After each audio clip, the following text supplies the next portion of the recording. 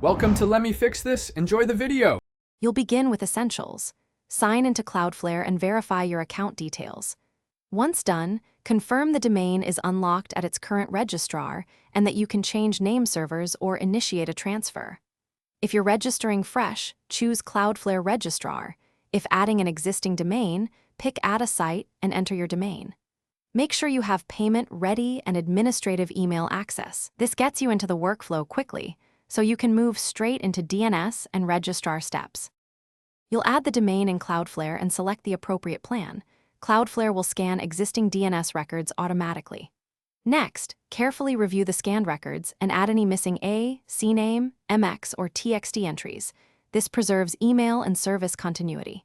Make sure TTLs and proxied status are correct. Once DNS is accurate, choose Cloudflare's name servers.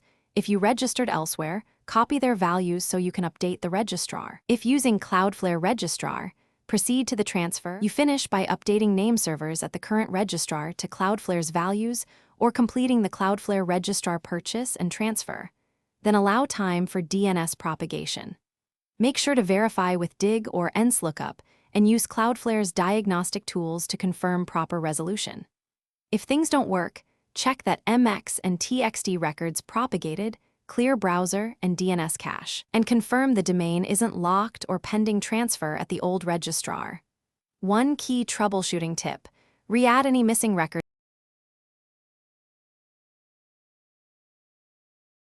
Thanks for watching. If you found this helpful, don't forget to like and subscribe.